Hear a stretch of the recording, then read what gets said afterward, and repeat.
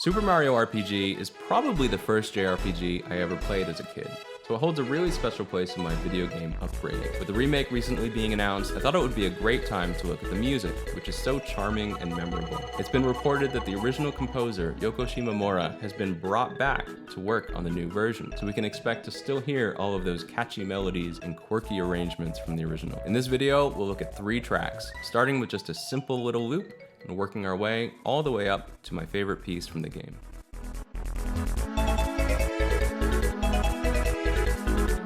The first track we're going to look at is Where Am I Going?, which is just a short 8-bar loop. I want to start with this one because it shows that even at the smallest scale, every little choice can matter. Let's start by taking a listen.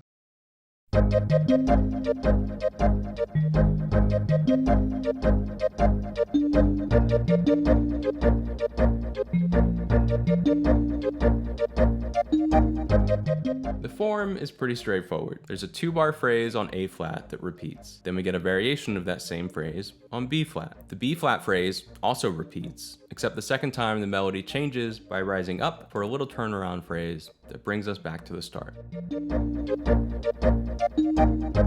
Also notice how that G is the climax of the melody, the highest pitch in the whole tune, and we only ever reach that high point one single time. That idea of touching the highest point only once makes it extra special and is very common in Nintendo music. So then the whole thing goes back to the beginning and it loops forever. Although it's only 2 chords, there is still some color with the harmony. The first chord is A flat major, but the mode is something else. The A flat major scale has D flat as its 4th scale degree, but in this melody we have D natural, a raised 4th. That means that we're actually in A flat Lydian, which is essentially a major scale with a raised 4. In my video on modes, I described Lydian as the brightest of the modes because the sharp 4 gives us a feeling of lift and positive energy. So if you think this little loop feels uplifting and happy, the Lydian mode is definitely contributing to that. Something else that is making it fun and happy is the rhythm. We can hear the underlying groove in the lowest bass note here.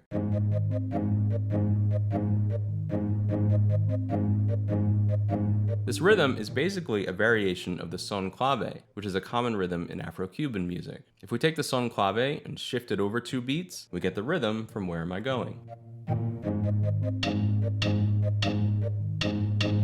It is a bit uncommon to find the clave shifted like this, but the effect is still the same, which is that the rhythm gives the whole piece groove and energy and forward propulsion. Speaking of the bass line, there is a subtle thing that I actually think helps make the whole loop feel more forward moving. Even though the general contour and shape of the basic idea stays the same when the chord changes, notice how when the bass moves up, the melody actually moves down.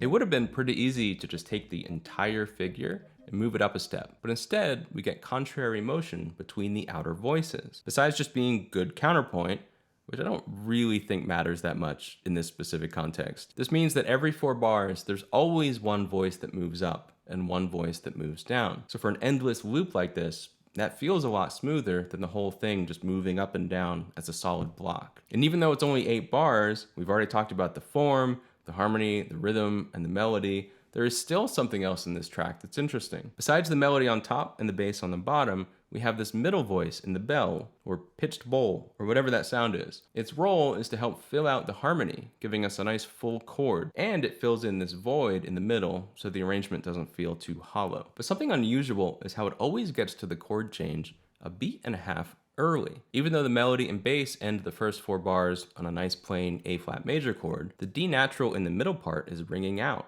It has this effect of pulling us forward into the next chord before anyone else has made it there.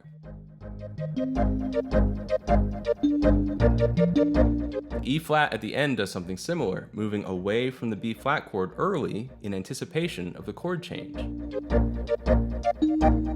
Alright, I feel like squeezing that much analysis out of a simple 8-bar loop is the quintessential YouTuber overanalyzing. But seriously, the more I looked into it, the more I was impressed by all these little details that were clearly meticulously chosen. A track with a little more substance to it is Here's Some Weapons, which also manages to cram a lot of material into a short amount of time. Let's take a listen.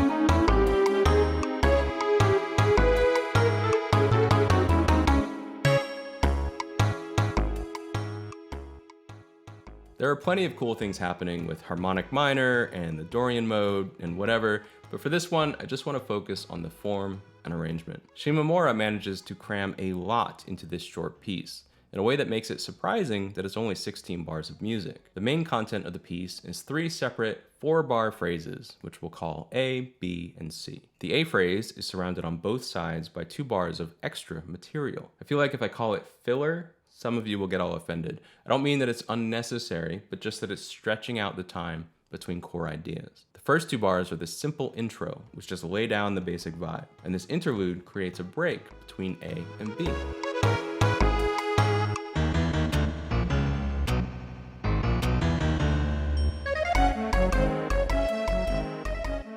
Because of those fillers, the A part takes up twice as much time as the B and C parts. We end up with a symmetrical form overall, but the second half has the impression of moving along much quicker. If it was reversed and the filler material took up more space at the end, I think it would make it feel like things had slowed down and lost momentum. A beginning is where you can establish things, take your time, and set up the feel. But then, once we're rolling along, we have to be careful about breaking the flow. Something that's cool about that interlude is that it foreshadows the C melody. There are some tweaks here or there to the specifics, but the main motive and overall shape are pretty closely related.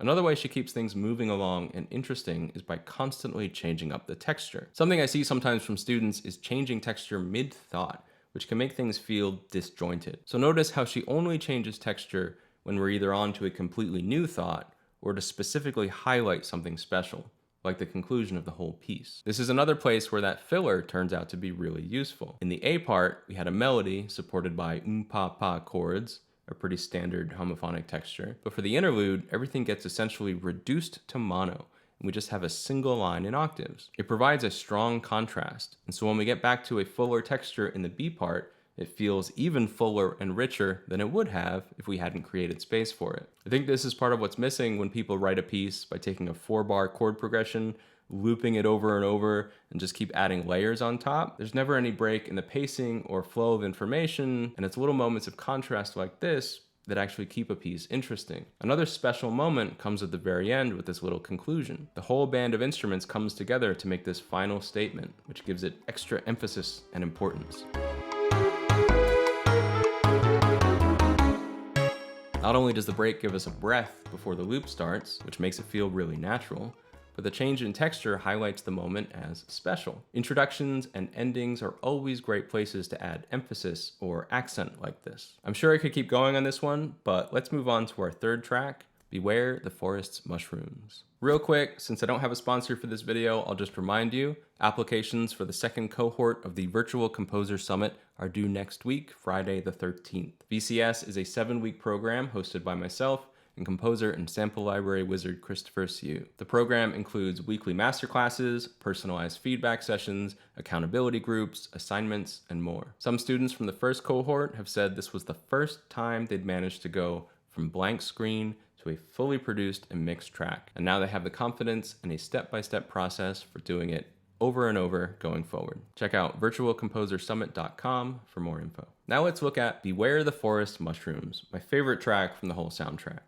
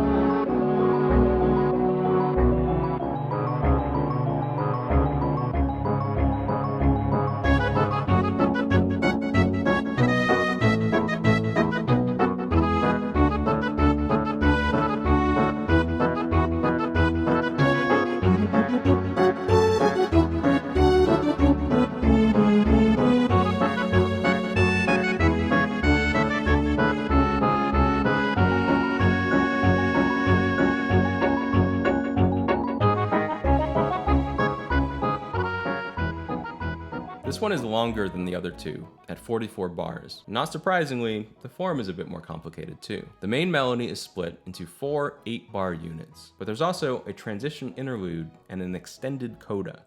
We start with an 8-bar melody in C# minor,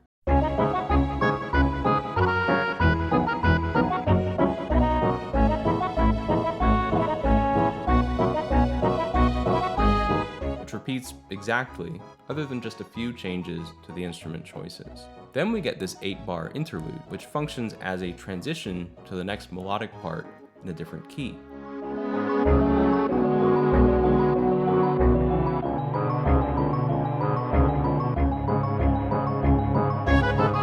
Part of what makes it stand out as a transition instead of a core melodic section is that it's very simple. The same little figure repeats over and over with no breaks in the rhythm, so the whole thing lacks any motivic interest. We'll get back to the motive soon. After the transition, we get the main melody again, this time in F# minor.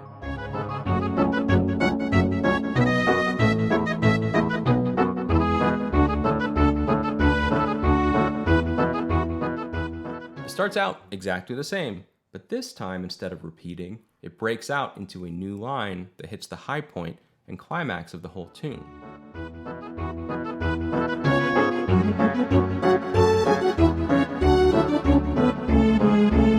We've already heard the main melody 3 times by this point, so to repeat it again would be pretty expected and underwhelming. That's why this is exactly the right place to launch off into something new and unexpected. Not unexpected like a totally different style or arrangement, but just enough to break the pattern of what we've been expecting in this context of the track. That phrase gets an extra highlight by being repeated, so what would be an 8-bar section to balance out the form actually gets extended into 12 bars, which interestingly cadences on F# major, giving the whole thing a happy ending before we loop back around to the beginning in C# minor.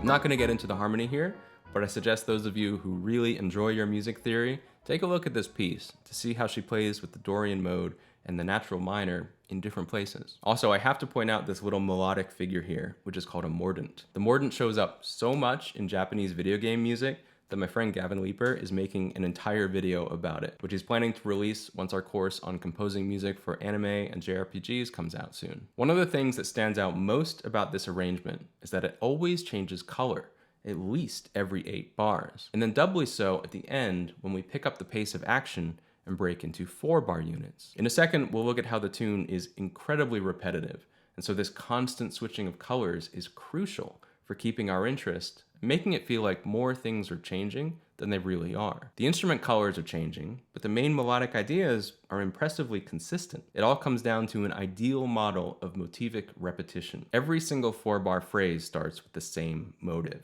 There are 8 times where it's always in the exact same position at the start of a phrase. And every other bar has this quarter, half note rhythm. There's a slight variation with quarter, eighth, half note, but the overall feel is identical. Other than the interlude, this quarter, half motive on every even numbered bar doesn't break until bar 33. And that's what part of makes this last one feel special and how it stands out as different. If nothing is the same, nothing can be different.